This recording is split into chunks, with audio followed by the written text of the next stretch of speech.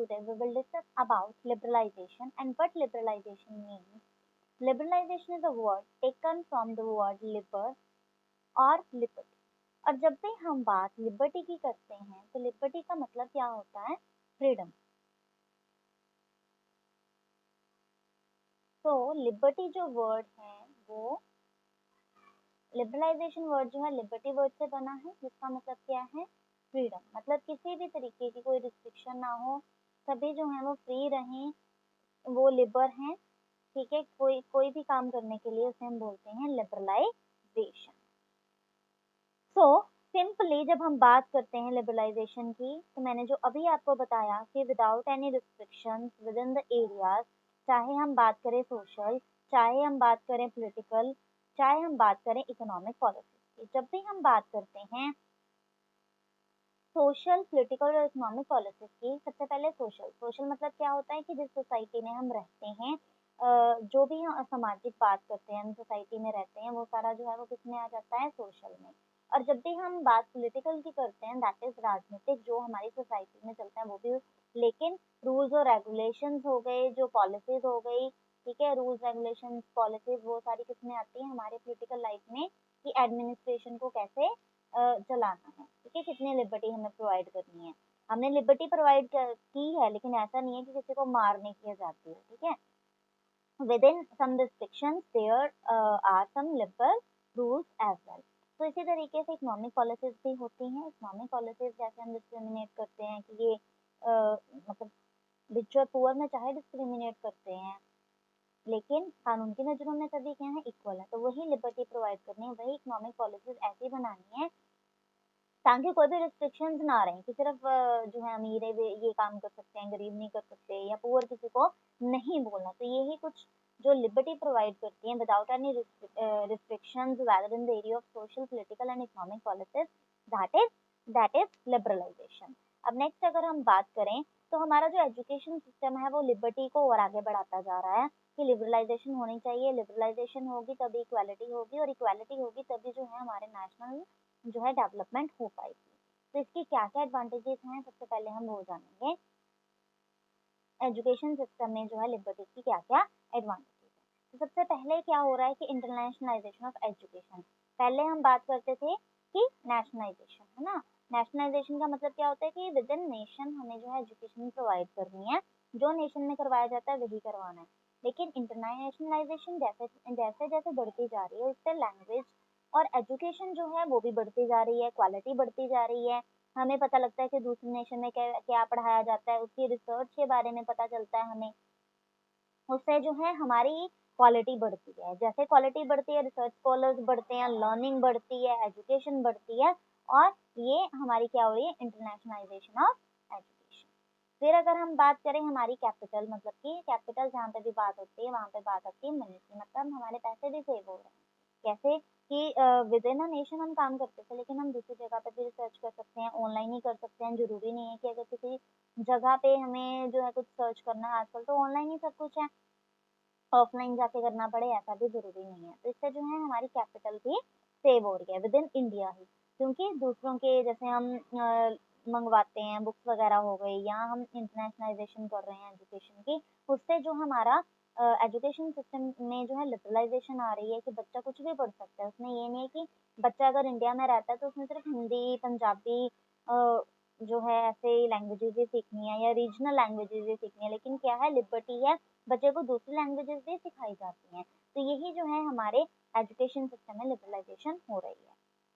फिर उसके बाद क्या है, ये एक इकोनॉमिक सोर्स है. हमें हमारी जो लर्निंग है वो बढ़ती जा रही है. जैसे जैसे हमारी लर्निंग बढ़ेगी वैसे वैसे जो है हमारा पैसे के सोर्सेज भी बढ़ते जाएंगे. जहाँ जहाँ पे इकोनॉमी की बात आती है वहाँ वहाँ पे आर्थिक स्थिति की बात आती है, जो कि हमेशा ही पैसों से रिलेटेड होता है. जैसे जैसे बच्चा पढ़ेगा वैसे वैसे जो है उसकी डेवलपमेंट होगी, वैसे वैसे उसके लिए फैसिलिटीज बढ़ती जाएंगी, और उसके लिए इकोनॉमिक सोर्सेज जो है वो भी साथ साथ में बढ़ते जाएंगे. बच्चा पढ़ेगा, उसके बाद कुछ बनेगा, तभी जो है उसको जॉब फैसिलिटीज मिलेगी, और वैसे ही उसके इनकम सोर्सेज जो है वो बढ़ेंगे. नेक्स्ट हम बात करते हैं रैपिड डेवलपमेंट. रैपिड डेवलपमेंट क्या है? धीरे धीरे जो है डेवलपमेंट बढ़ती जा रही है. कैसे बढ़ती जा रही है? मैंने अभी आपको बताया कि पहले जो है विद इन नेशन हम सब काम करते थे, धीरे धीरे धीरे रिसर्च होनी स्टार्ट हुई, क्वालिटी एजुकेशन हुई, दूसरे नेशन से भी हम पढ़ सकते हैं. और जरूरी नहीं है कि हमें दूसरे नेशन जाके ही पढ़ना है. ठीक है। कुछ ऐसे ऑनलाइन सोर्सेज भी हैं जिनसे हम पढ़ सकते हैं, जैसे गूगल है, गूगल से हम कुछ भी जो है सर्च कर सकते हैं, कुछ भी कर सकते हैं, कोई भी स्टडी देख सकते हैं, रिसर्च करनी है तो वो भी हम उसमें कर सकते हैं, तो उससे भी क्या है रैपिड डेवलपमेंट हो रही है।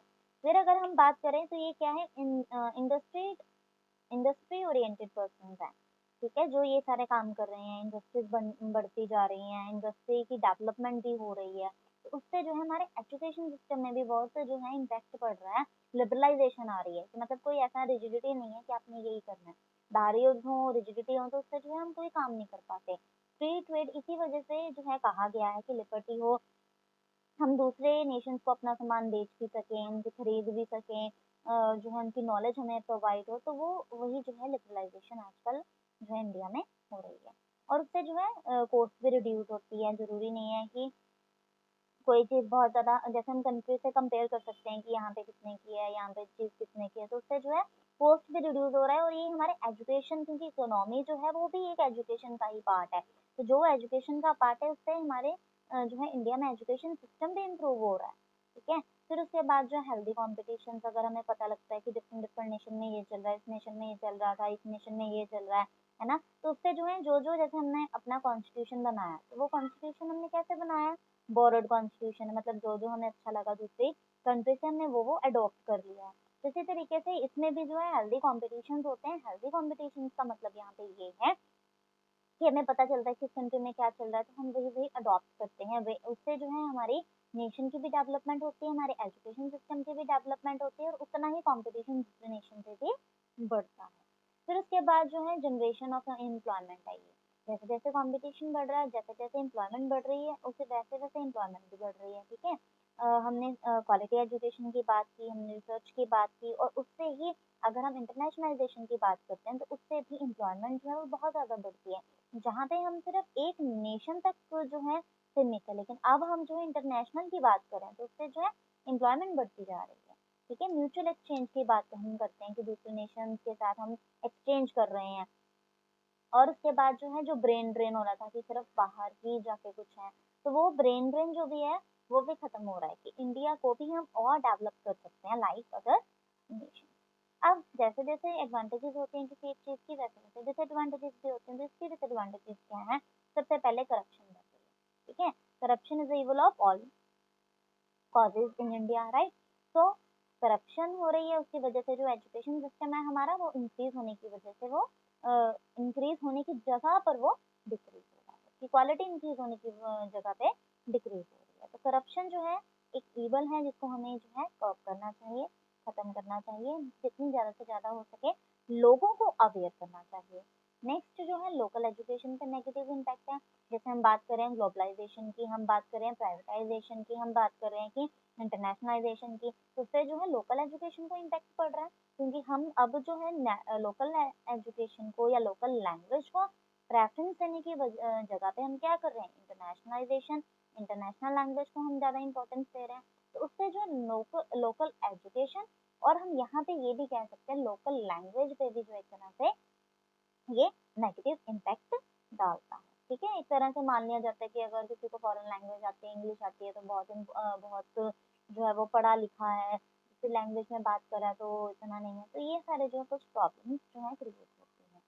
फिर उसके बाद जो है कई इतने एक्सपर्ट्स ही नहीं है एजुकेशन सिस्टम को मेंटेन करने के लिए, या हमारे पास इतने फंड्स ही नहीं है, पैसे ही नहीं है, पैसों की शॉर्टेज है, फंड्स की शॉर्टेज है, जिसकी वजह से हमारा एजुकेशन सिस्टम जो है अभी भी लिवर नहीं है।